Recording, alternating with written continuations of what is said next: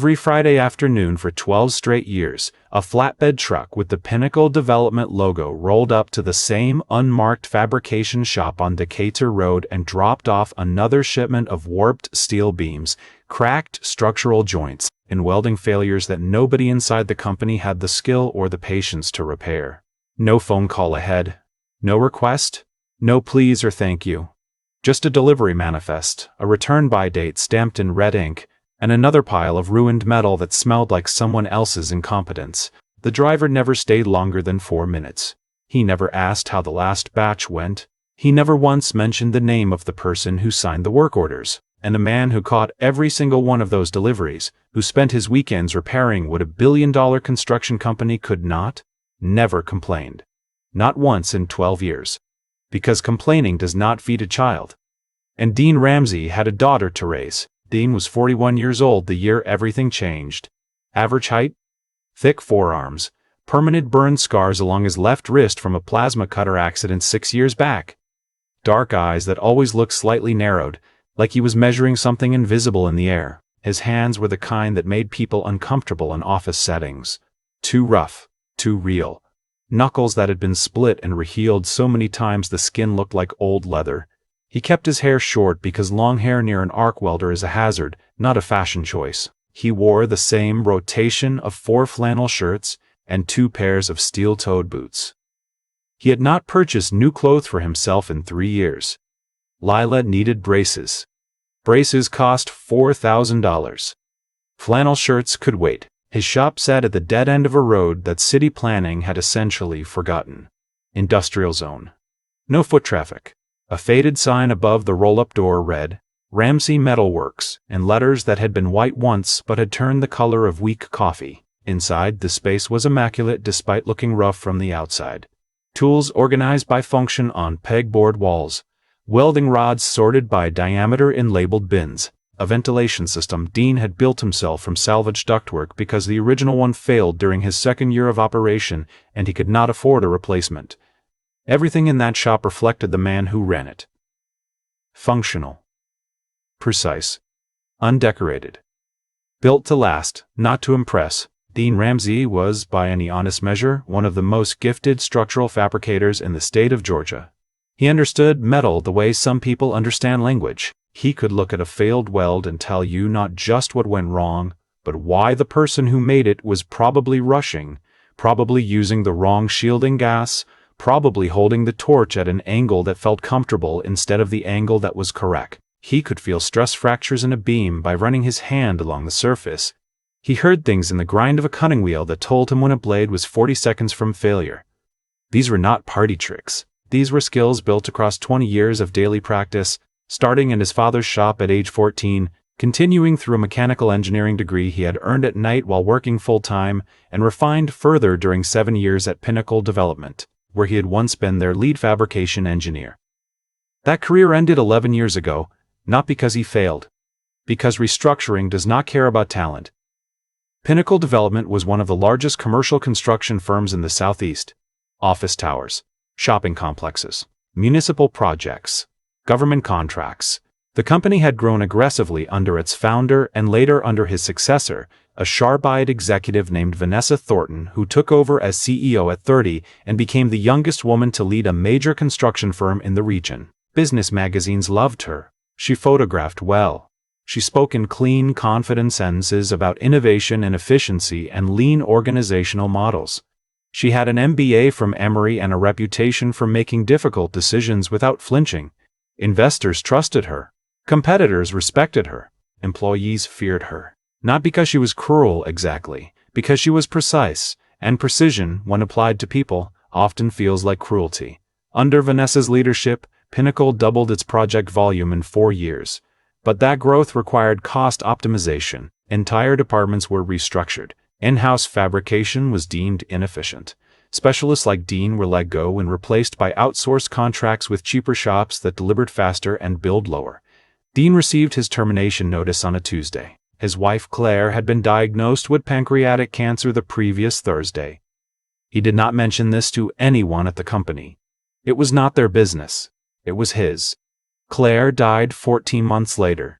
Lila was 3 years old. Dean was 30, and the world did not pause, not even for a second, to let him grieve. He converted his father's old fabrication shop into a business within 6 months of Claire's death. The alternative was to lose the building to back taxes. Those first 2 years were brutal.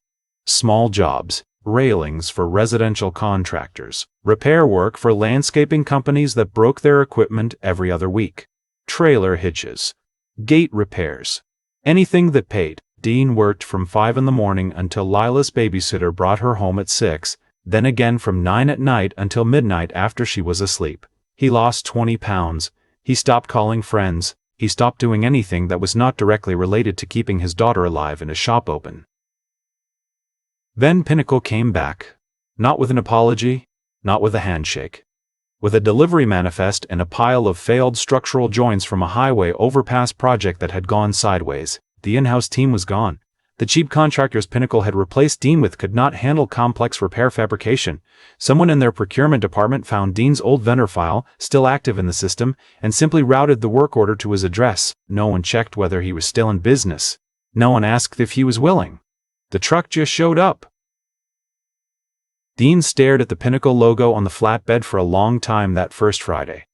Then he unloaded the steel, read the specs, and got to work. Because $400 was $400, and Lila needed new shoes. That was 12 years ago, every Friday since, like clockwork. Failed welds, cracked beams, botched connections, structural components that Pinnacle's rotating cast of cheaper fabricators could not get right. Dean fixed them all, quietly, perfectly, on time, every single time. He became, without anyone at Pinnacle fully realizing it, the invisible safety net beneath dozens of major construction projects across 3 states. When a beam connection failed inspection on a parking structure in Savannah, Dean repaired it over a weekend. When a pedestrian bridge in Macon developed stress fractures 18 months after installation, Dean diagnosed the problem from photographs and fabricated replacement joints in 4 days. When a government-contracted school renovation in Augusta needed emergency structural reinforcement after the original contractor disappeared, Dean worked 36 consecutive hours to deliver components that passed inspection on the first try. None of this was ever acknowledged beyond payment. The invoices were processed. The checks arrived. The work continued.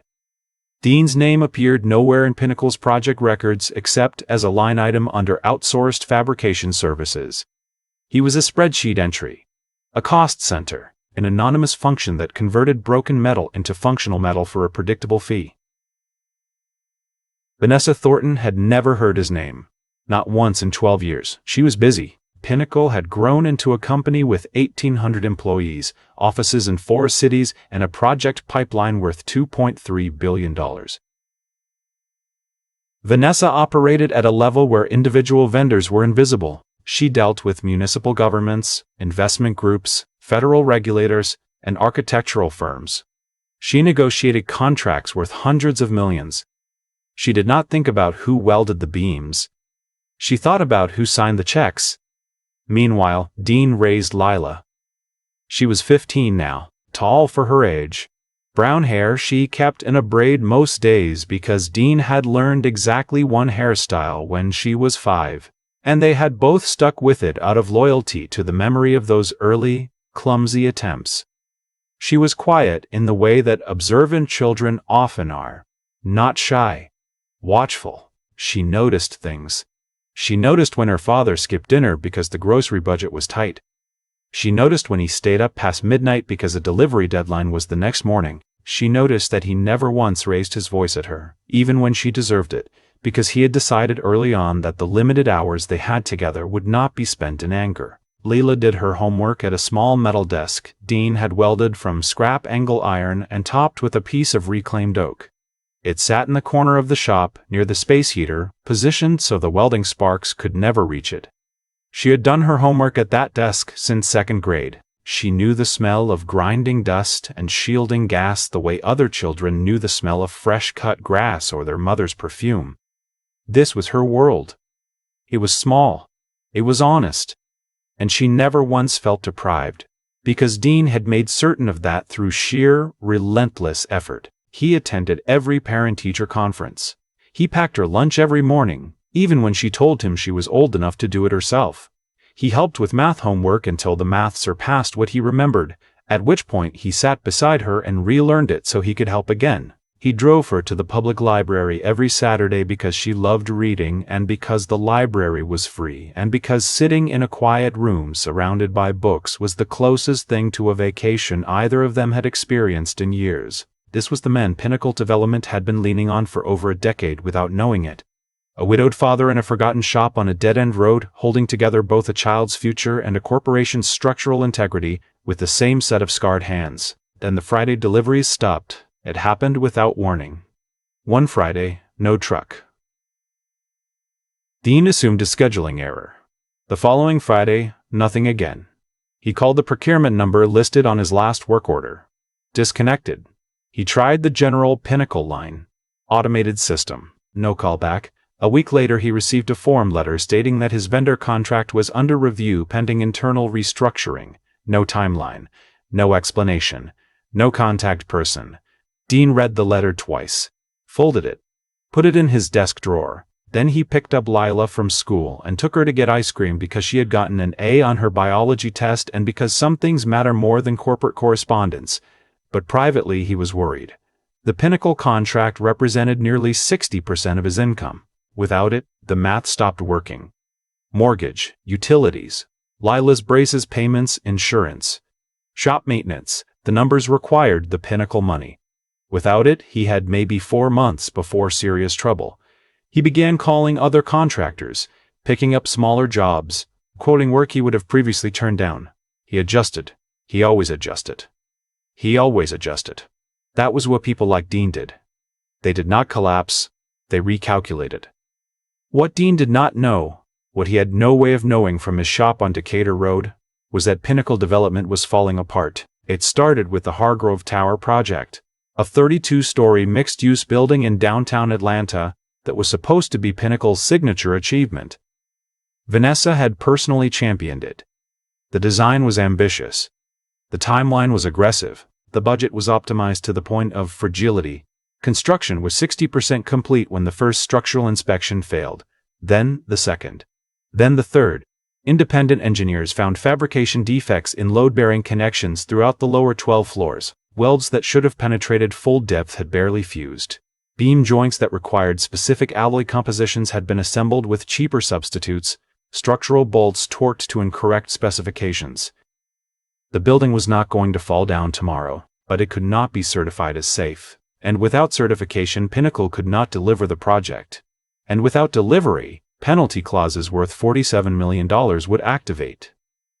Vanessa ordered an internal investigation. The results were devastating. The fabrication contractor Pinnacle had been using for the past 8 months, a company selected through competitive bidding based almost entirely on lowest price, had been systematically cutting corners. Substandard materials, underqualified welders, falsified quality documentation. The contamination was not limited to Hargrove Tower. Preliminary reviews suggested similar issues across at least 6 other active projects. The scale of the crisis was existential. Lawsuits materialized. The city of Atlanta issued a stop work order on Hargrove Tower. Insurance carriers demanded independent structural reviews of every active Pinnacle project. Investors froze additional funding. 3 board members resigned within 2 weeks. The stock price, already declining, entered freefall. Vanessa worked 20-hour days. She fired the fabrication contractor. She hired 3 independent engineering firms to conduct structural audits. She personally called municipal officials to negotiate timeline extensions. She did everything a competent CEO could do. But she could not do the one thing that actually mattered. She could not fix the steel. Pinnacle's internal fabrication capability had been dismantled years ago under her own efficiency directives.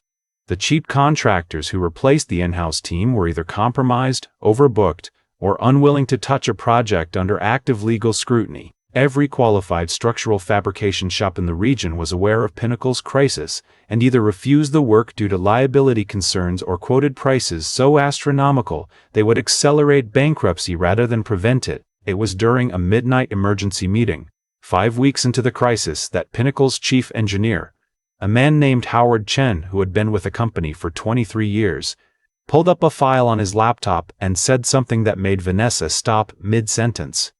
Howard said there was someone who had been repairing Pinnacle's structural failures quietly for over a decade. Someone whose repair work had never once failed an inspection. Not once, in 12 years, across dozens of projects. Exposed to every type of structural challenge Pinnacle had encountered, and every single repair had held.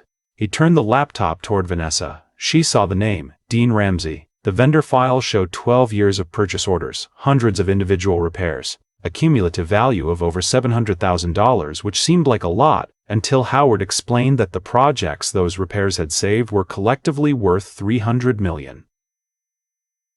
Vanessa stared at the screen. She had never seen this name before in her life. She had never known this person existed. For 12 years, she had been running a company that was quietly dependent on a man she had never met, never thanked, and whose contract her own procurement department had recently suspended during a routine cost-cutting review. The irony was not subtle. It sat in her chest like a brick.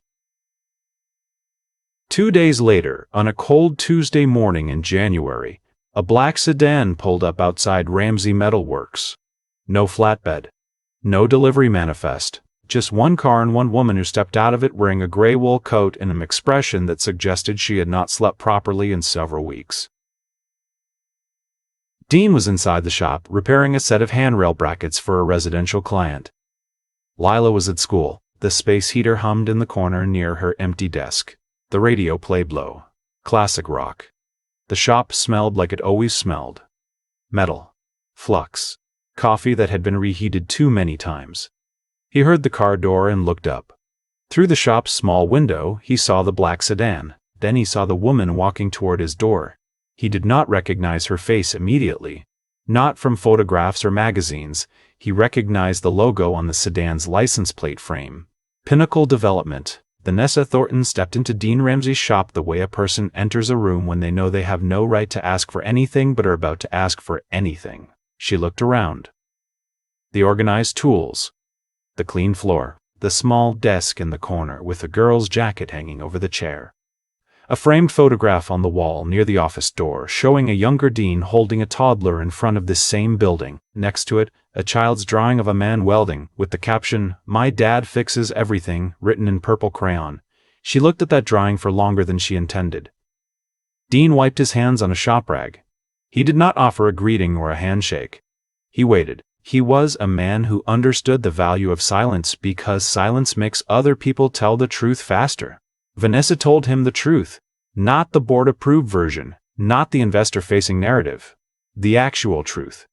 She told him about Hargrove Tower, about the fabrication failures, about the lawsuits and the stop work orders and the insurance investigations, about the 6 other projects with suspected defects, about the $47 million penalty clauses, about the 1,800 employees whose jobs depended on whether Pinnacle could survive the next 90 days. She told him she had learned, embarrassingly late, that he had been quietly saving her company's work for 12 years. That his repairs had held when nothing else had. That she had never known his name until 5 days ago. She told him she needed help. Not eventually. Now. Dean listened to all of it without interrupting. When she finished, he was quiet for a moment. He looked at the drawing on the wall.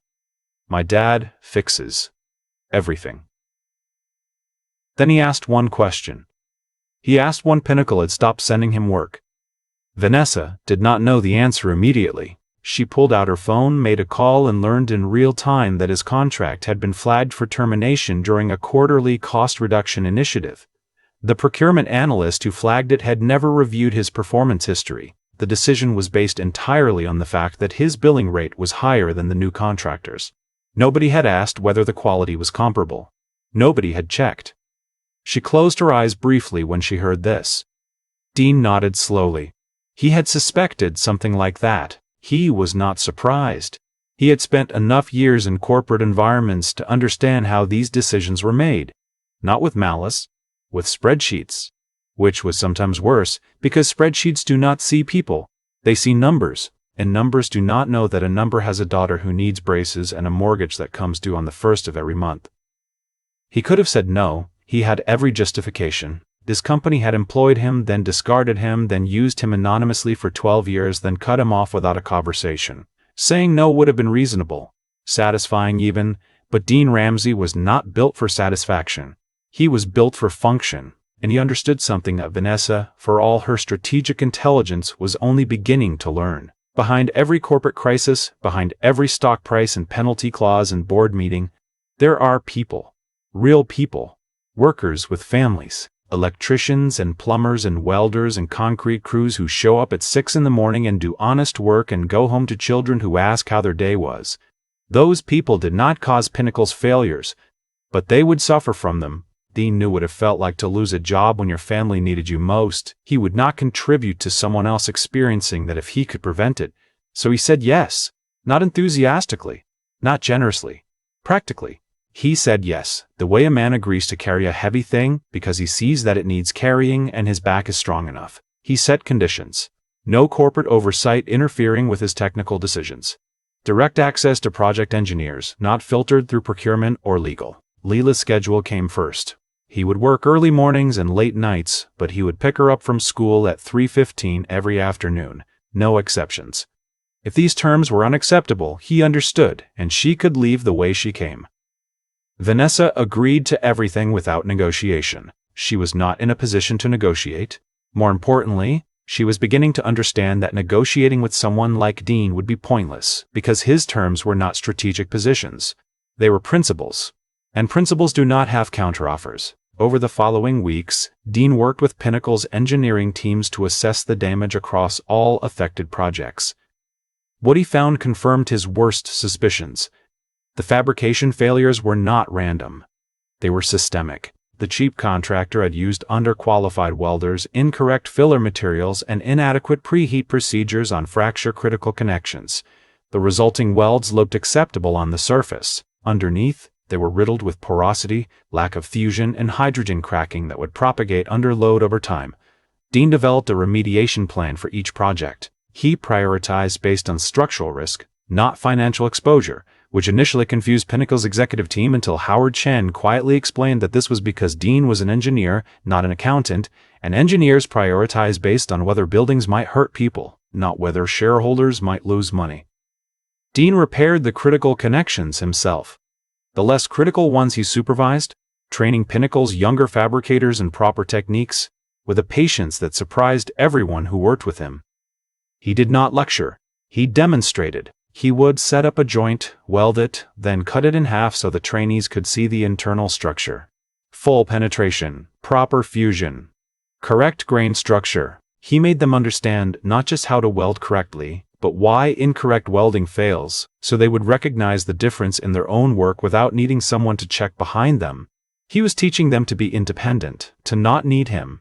This was unusual in a contractor. Most contractors cultivate dependency. Dean cultivated competence. It was the same approach he used with Lila. Teach her to do it herself, then step back. Vanessa watched this process carefully over several weeks. She sat in on technical reviews. She visited fabrication sites. She observed Dean interacting with her employees. She watched him take a phone call from Lila during the meeting, stepping outside without apology to discuss whether she should sign up for the spring science fair, then returning and resuming the technical discussion exactly where he had left off, as though his daughter and his work existed in the same continuous flow rather than competing compartments. She began to notice other things. How the younger engineers gravitated toward him. How they asked him questions they were clearly afraid to ask their own supervisors. How he answered without condescension, without making them feel small for not knowing. She noticed that he brought his own lunch every day, a sandwich and an apple, packed in the same dented metal lunchbox, and that he ate it in 15 minutes while reviewing drawings, never in the executive dining area, never performing the social rituals that corporate culture demanded. She noticed that he was exactly the kind of person her company had been designed to overlook.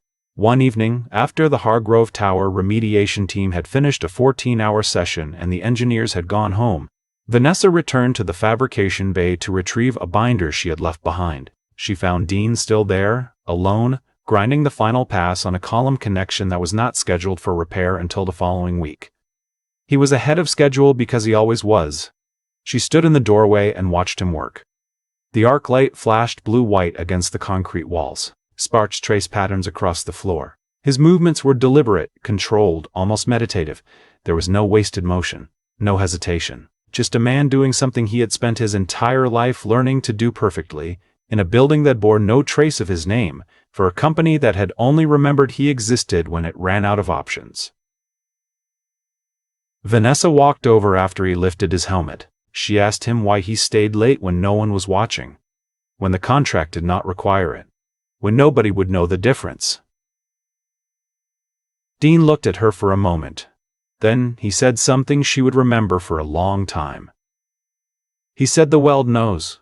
Even if nobody checks, even if no inspector runs a test, the metal knows whether it was done right, and he had to walk past these buildings for the rest of his life. He had to drive past them with his daughter in the car. He was not going to do that knowing he had left something half-finished inside a wall where nobody could see it. Vanessa did not respond immediately. She stood there in the fabrication bay with the overhead lights buzzing and the smell of hot metal still hanging in the air, and she felt something she had not felt in a very long time. She felt ashamed.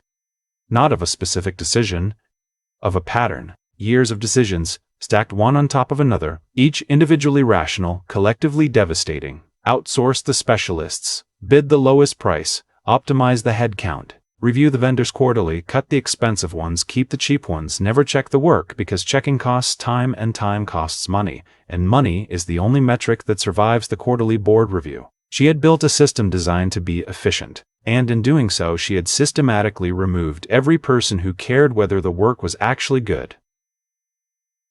Dean Ramsey was the last one, and she had almost removed him too. The Hargrove Tower remediation took 11 weeks. When the independent engineers conducted their final structural review, every repaired connection passed, not marginally. Conclusively, the city of Atlanta lifted the stop work order. Construction resumed. The other 6 affected projects were remediated in sequence over the following 3 months, each one cleared without significant findings. The lawsuits settled. The insurance claims resolved. Investor confidence stabilized.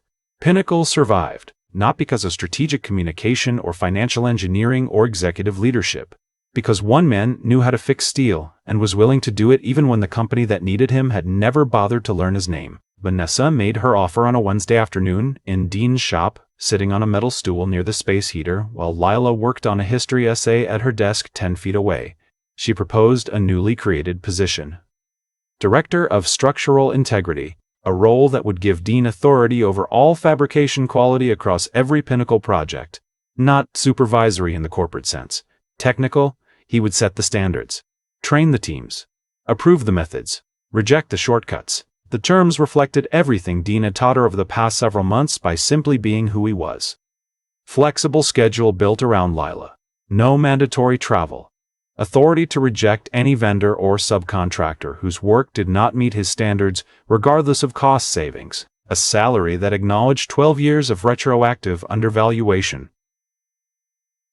Dean did not answer immediately. He looked at Lila. She was chewing on her pen cap, concentrating on her essay, completely unaware that her father's career was being reshaped 10 feet away from her. He looked at the shop, his father's shop, the place where he had rebuilt his life after Claire died. The pegboard walls with tools he had organized 1,000 times. The ventilation system he had built from salvage. The faded sign outside that bore his family name.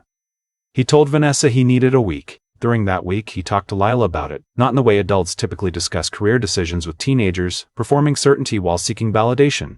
He talked to her honestly. He talked to her what the job would mean: more stability, better insurance, college savings that would actually grow, but also less time in the shop, less independence, more entanglement with a company that had not earned his trust. Lila listened with the same careful attention she brought to everything. Then she asked him a question that cut through every layer of analysis he had constructed. She asked him if the people at that company needed him. Dean said yes. He said he thought they did. Lila said then he should go. Because that is what he had taught her. When someone needs help and you can provide it, the inconvenience to you is not the point. She said she learned that from watching him. Every Friday night, every weekend spent repairing metal that belonged to people who did not appreciate it, every sandwich packed in a dented lunchbox, every parent-teacher conference he attended in a flannel shirt with welding burns on his wrists while other fathers wore suits. She said he had spent her entire life showing her what it looks like when someone chooses responsibility over comfort. She was not going to be the reason he stopped now. Dean did not trust himself to respond to that immediately. He went into the shop and pretended to organize tools that were already organized until his eyes cleared. He accepted the position the following Monday. Months later, the dynamic had changed completely. Dean's shop remained open, now functioning as both his personal workspace and a satellite training facility for Pinnacle's fabrication teams. Young welders rotated through for instruction, engineers visited to understand proper connection design from the fabrication side. The shop that corporate procurement had once classified as a minor outsourced vendor had become the technical conscience of the entire company. Lila told her friends at school that her dad fixed buildings. This was technically accurate and also the kind of understatement that Dean would have appreciated. Vanessa visited the shop sometimes, not for reports or updates, for perspective. She would bring coffee and sit on the same metal stool near the space heater and talk to Dean about problems that had nothing to do with fabrication and everything to do with the kind of company she wanted Pinnacle to become. Dean listened more than he spoke during these conversations, which Vanessa found both frustrating and valuable, because the things he said when he finally spoke were usually the things she had been avoiding. Before we reach the ending, if you believe that honest work, quiet dedication, and raising a child alone deserve recognition, please like this video, comment where you're watching from, share this story with someone who has ever felt invisible at work, and subscribe to Kindness Tales for more stories about the people who hold everything together when no one is watching. One Tuesday evening, Vanessa stopped by the shop unannounced. Dean was closing up. Lila was in the office area, packing her backpack. Dinner, something involving a slow cooker, filled the space with a warm domestic smell that had no business existing inside a metal fabrication shop and yet somehow belonged there completely. Vanessa looked at the drawing still hanging on the wall. My dad fixes everything. Purple crayon on construction paper, curling at the edges now, held up by a single piece of tape that Dean had replaced quietly at least a dozen times over the years without Lila knowing. Vanessa asked Dean if he ever felt bitter about the 12 years. The anonymous deliveries, the lack of recognition, the contract suspension, all of it. Dean considered the question. Then he said no. He said Mo, he purtis were otter. He said bitterness requires you to believe you deserve something you did not receive, and he had received exactly what he worked for. A shop that stayed open, a daughter who was healthy and kind and studying for the PSATs, work that he could be proud of when he looked at it. He said that was not a small life, that was the whole thing. That was everything. Lila zipped her backpack and walked over. She looked at Vanessa, then at her father, then at the shop around them. She said dinner was ready and asked if Vanessa wanted to stay. Vanessa said yes. They ate slow cooker chili at a workbench that Dean had cleared and wiped down, sitting on metal stools using paper plates, while the space heater clicked softly in the corner and the winter dark pressed against the shop windows. A CEO, an engineer, and a 15-year-old girl eating dinner together in a fabrication shop on a dead-end road. Nothing about it should have worked. All of it did. Companies do not survive because of quarterly strategies, investor decks, or executive confidence. They survive because somewhere, usually in a place nobody important ever visits, someone is still doing the work correctly. Not for recognition, not for advancement, not because anyone is watching. Because the work matters, and because some people, the ones companies are always in danger of overlooking, understand that doing something right when nobody is watching is not a sacrifice. It is an identity. It is who they are. And it is the only thing that holds any of it together. Sometimes the person keeping your company standing has been quietly carrying it for years. And sometimes all it takes to see them is a crisis big enough to strip away every comfortable illusion that allowed you to look the other way.